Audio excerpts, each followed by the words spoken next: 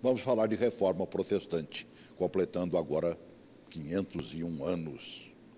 E já estão falando até em contra-reforma, sei lá. A gente não vai deixar de falar um pouquinho sobre isso também.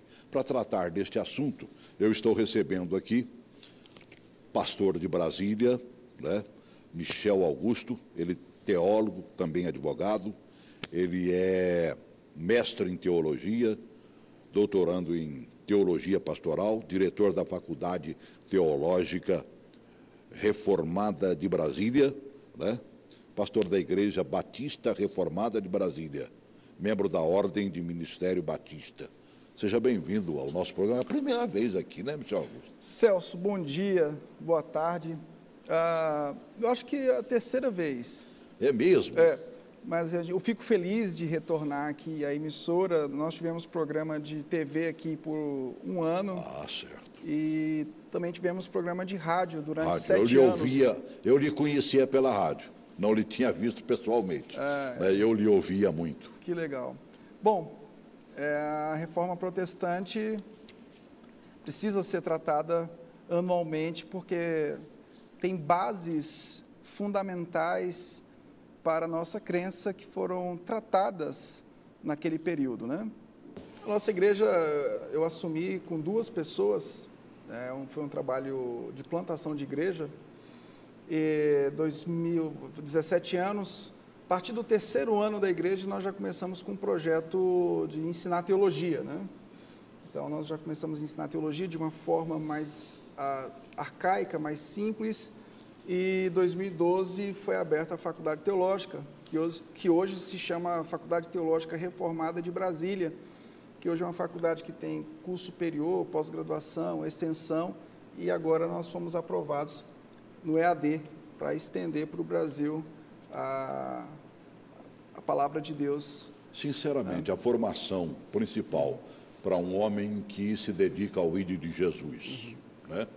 Que foi o que Lutero mais pediu naquele momento em que a igreja tinha tomado rumos outros, né? Nós vamos mostrar um vídeo daqui a pouco que fala bem desses rumos outros, e ele buscava exatamente a igreja dos primeiros dias. Olha, Celso, falar de reforma protestante é falar de uma coisa muito importante na igreja: pregação. João Batista pregou o arrependimento. Jesus, como prometido no Antigo Testamento, trouxe o reino de Deus. O Evangelho registra ele pregando a mensagem do arrependimento. Os apóstolos pregaram essa mensagem do arrependimento. Paulo vai dizer em Romanos 10:17 que a fé vem pelo ouvir, e o ouvir a palavra de Deus. O que aconteceu?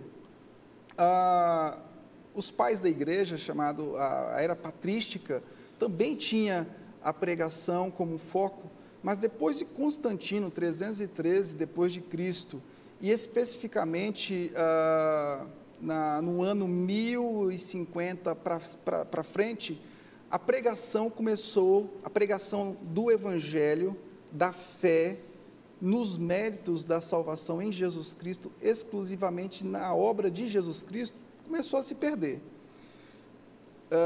Por volta de 1450, a gente tem a imprensa, né, que depois impulsionaria a Bíblia, e nós tivemos também alguns pré-reformadores que começaram a pregar. Por exemplo, os franciscanos e dominicanos, eles começaram a pregar fora das paróquias o Evangelho de Jesus Cristo. Então, o que acontece na reforma protestante é um retorno da pregação. Mas que tipo de pregação que faz parte de Lutero?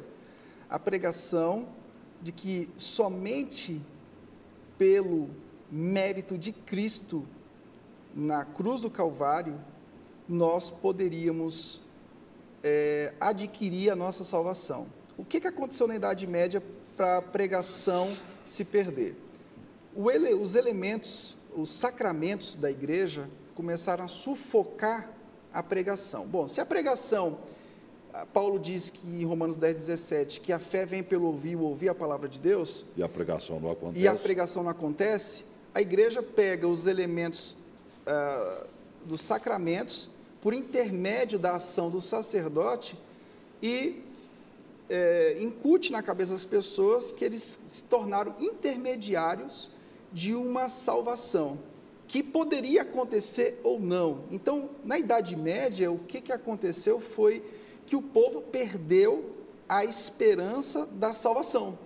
Lutero, quando vem, ele faz o seguinte, ele coloca a pregação acima do sacramento. Por quê? Porque através da pregação, na ação do Espírito Santo, a fé vem para o nosso coração e nós herdamos uma herança eterna. É verdade. E a ceia, ela se torna um elemento onde essa esperança é projetada visivelmente, mas ela não tem o poder, por intermédio de um homem, de gerar salvação em alguém. Então, a fé deixou de ser um elemento material, ou seja, a salvação deixou de ser um elemento material, intermediado pelo homem, e voltou a ser um elemento pela fé, mediante a pregação. Agora a gente vai conseguir voltar ao primitivismo da igreja, ou seja, aquela igreja que realmente era Cristo, se sobrasse um pouquinho ficava para Cristo, se tinha mais um pouquinho era Cristo. Sim, a proposta da Reforma Protestante foi retornar a um elemento muito importante do culto da igreja primitiva. O culto da igreja primitiva, ele era caracterizado pela leitura e explicação das Escrituras. Depois que Lutero sai do castelo de Wartburg, na Alemanha, 1531, ou seja, 1521, quase 4 anos depois que ele apregoou as 95 teses, logo depois que ele sai do castelo de Wartburg, que traduz, faz aquela tradução, o primeiro culto protestante que aconteceu na igreja de Santa Maria, em Wittenberg, foi algo maravilhoso, Celso. Primeira coisa que aconteceu, o púlpito foi colocado numa posição central. Que não era antigamente. Que não era antigamente. Por quê? Porque a partir da pregação, que o Espírito Santo ia colocar fé nas pessoas. Então, ele se tornou a figura central. Os elementos da ceia ficaram secundariamente. Por quê? Porque a igreja usava a ceia material pelo sacerdote para prometer uma possível salvação. Quer dizer, era uma coisa inconstante. Então, imagine o primeiro culto protestante. Primeiro, o pastor pregando a Bíblia, traduzida por Lutero, na linguagem do povo. Primeiro fato. As pessoas entendendo a palavra de Deus na sua língua. Segunda coisa importantíssima, o povo participando ativamente da ceia. Você imagina o que significa isso? Antes, o sacerdote tinha um poder sobre os elementos, os sacramentos, e agora o povo participa ativamente. E o que significa isso? Significa que a participação do povo na ceia demonstra que o Cristo que salvou é o Cristo que vai buscar. Eu não preciso de cumprir obras para ser digno de Deus. A obra de Cristo foi suficiente. Então, quando eu participo da ceia, eu estou trazendo à memória a minha esperança escatológica, a esperança da volta de Cristo. Então, esse primeiro culto em Wittenberg foi um culto memorável. E terceira coisa que aconteceu nesse culto, o povo passou a cantar no seu próprio idioma. Que antes era só música em latim também, sim. né? Você não sabia nada que você estava cantando. Qual é o significado da música para o povo de Deus? A música é o elemento pedagógico que nos traz à memória a esperança da volta de Cristo, da segunda vinda de Cristo. A música, ela tem um elemento pedagógico de nos ensinar, às vezes, coisas difíceis que uma pedagogia comum não vai conseguir. Então, ela é uma pedagogia especial que vai colocar na mente de uma pessoa mais simples elementos fundamentais da fé. Celso, vamos fazer uma aplicação para a pós-modernidade? Vamos.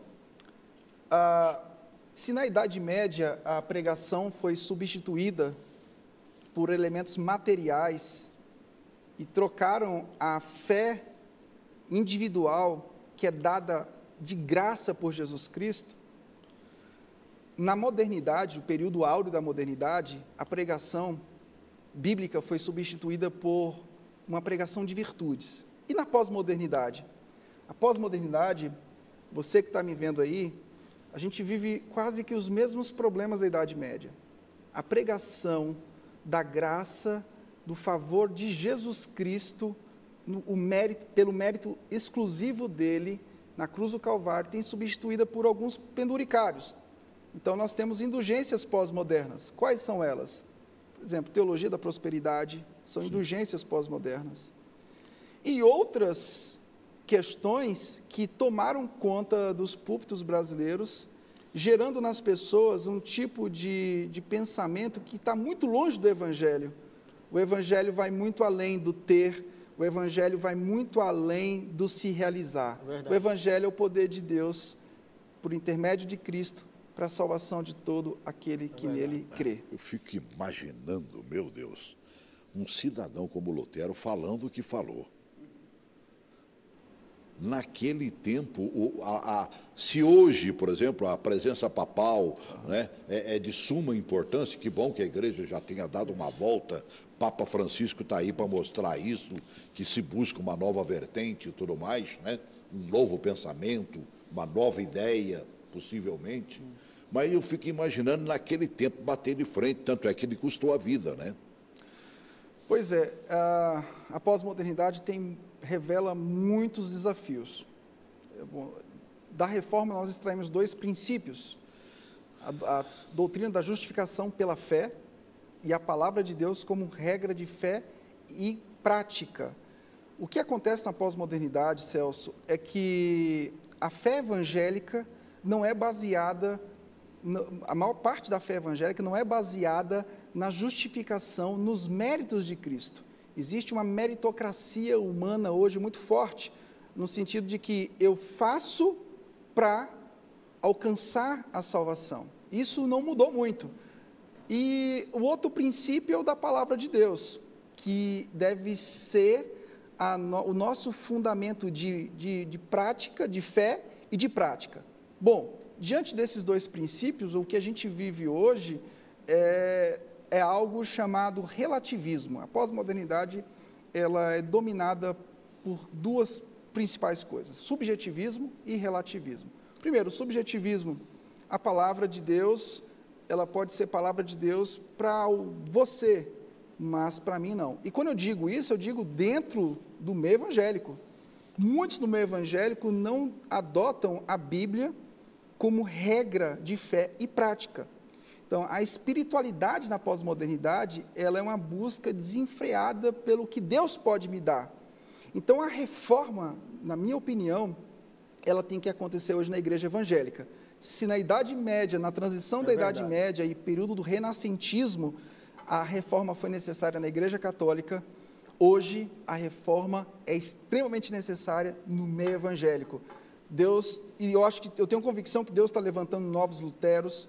Campina Grande está tendo um evento chamado Consciência Cristã, que está movimentando mais de 50 mil pessoas no carnaval para ouvir evangelho. No carnaval. No Brasil todo, o que está acontecendo hoje, Celso, é o seguinte: o Brasil todo, a juventude está se levantando para pregar o evangelho e para ouvir o evangelho. As pessoas eu fico apaixonado em ver os nossos meninos e meninas, sabe, se pegando a Deus e fazendo a obra, né, Manuel? Fazendo a obra. Agora sim, o importante da reforma não é simplesmente você ouvir alguém abrir a Bíblia.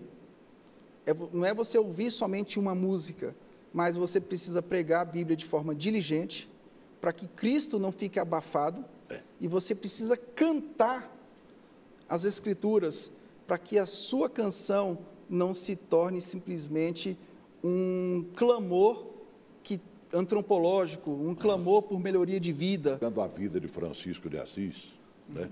Eu fico imaginando Lutero fazendo mais ou menos o que Francisco apregoou a vida inteira, né? Agora tem uma característica, Celso, que a gente tem que lembrar historicamente. As ordens mendicantes, existiam antes de Lutero ordens homiléticas, ordens de pregadores mendicantes, de franciscanos e dominicanos. Agora, tem uma característica. Sim. Esses homens pregavam o evangelho da cruz.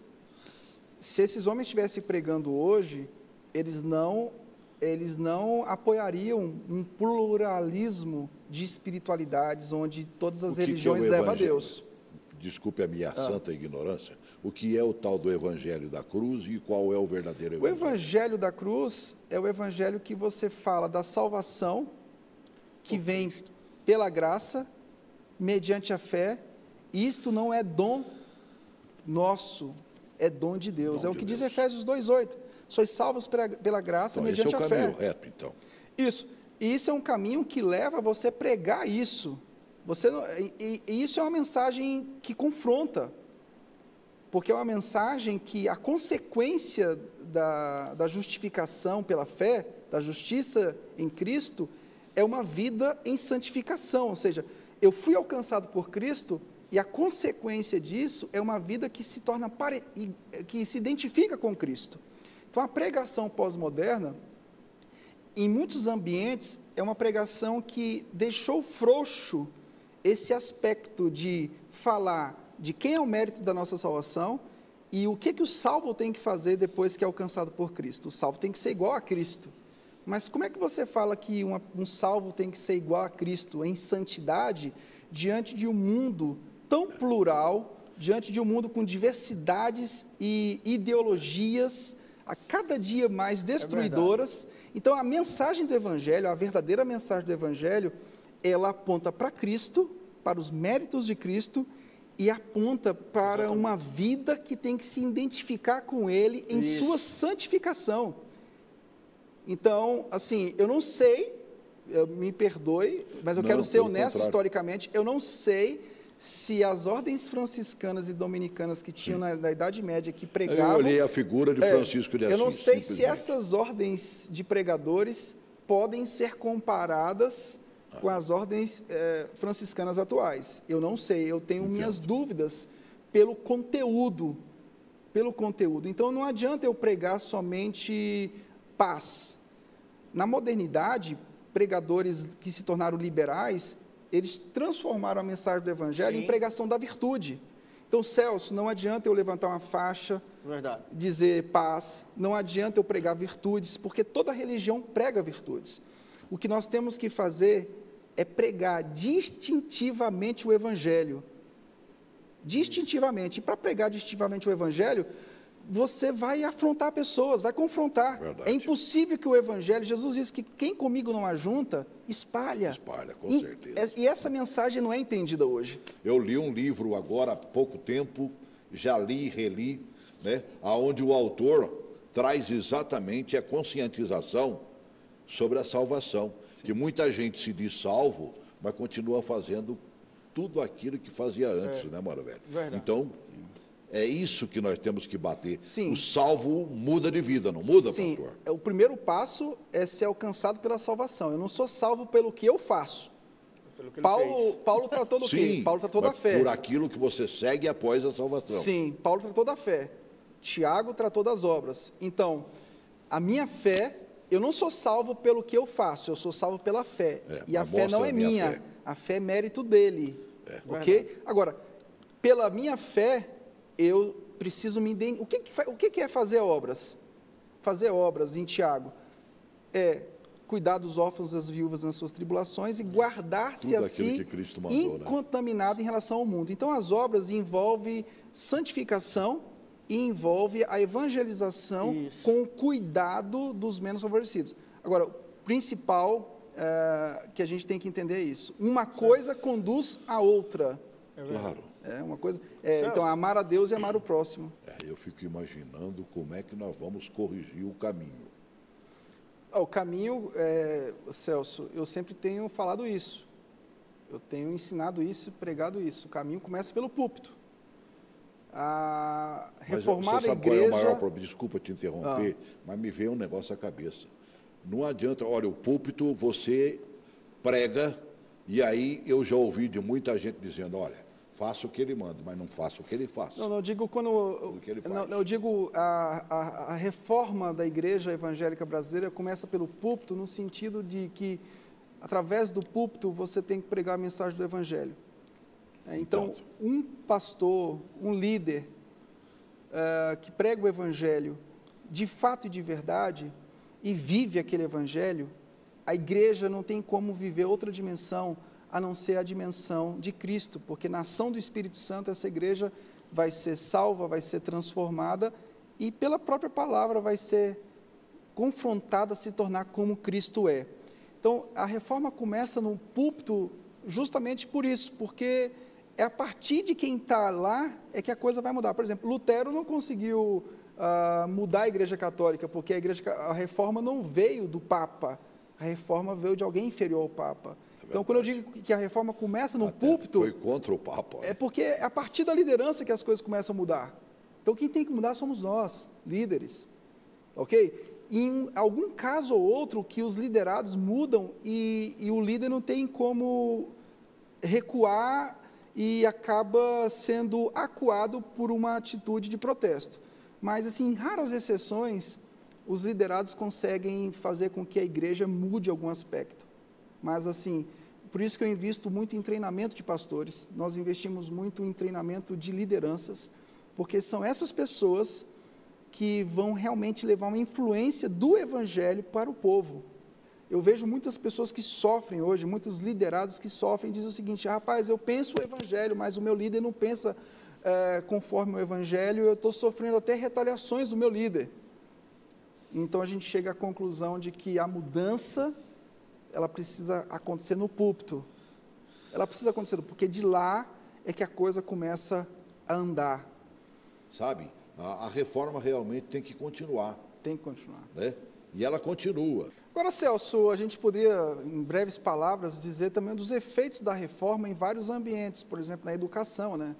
A partir da tradução da Bíblia de Lutero, o povo também começou a ter acesso às questões ortográficas, à questão da alfabetização. A reforma influenciou, por exemplo... Quem lê, aprende a escrever. Justamente. A reforma influenciou... A reforma influenciou a ciência. A reforma influenciou, sabe qual ponto também? Política. Calvino, na cidade de Genebra, fazia parte do consistório, onde indiretamente as leis eram produzidas e tinham princípios que tratavam de coisas cristãs indiretamente. A reforma influenciou vários setores da sociedade. A reforma influenciou a questão da cultura.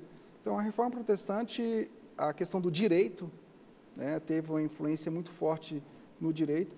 Então, a reforma ela foi um ambiente que trabalhou os aspectos da palavra de Deus e, consequentemente, os outros aspectos. Por quê? Porque tudo isso estava no domínio do Estado. Por isso que eu acho muito perigoso cristianizar o Estado, porque a gente pode voltar para a Idade Média, né? Então, corremos um risco Corremos danado, um risco. Então, assim, agora, a consequência foi uma reforma em todos os aspectos. Agora, em Genebra aconteceu uma coisa muito perigosa também. No primeiro momento de Calvino em Genebra, as pessoas estavam mais interessadas nos efeitos que a reforma produziu na área política e social do que espiritual. Então, a primeira fase de Calvino em Genebra foi uma fase muito dolorosa. Mas depois ele foi para a cidade de Estrasburgo, retornou, e no retorno ele tirou bastante experiências e Genebra entrou numa fase melhor. Enfim, a gente sempre vai lutar contra os anseios do povo, e a pregação do Evangelho faz isso. A pregação do Evangelho sempre vai confrontar as pessoas, e vai colocar as pessoas diante de um espelho e mostrar para elas quem elas são a partir do que Cristo fez, ou seja, a gravidade do pecado delas e daquilo que elas são. Então, a pregação faz isso. Ela nos mostra a gravidade do meu pecado, nos mostra quem fez a expiação dele, Cristo, e também me mostra quem eu devo ser a partir desse Cristo. Isso mexe com as nossas estruturas, isso mexe com a nossa forma de ver, de pensar, toda a nossa cosmovisão é alterada através do Evangelho de Jesus Cristo. Então, o apelo que eu faço, preguemos o Evangelho de Cristo.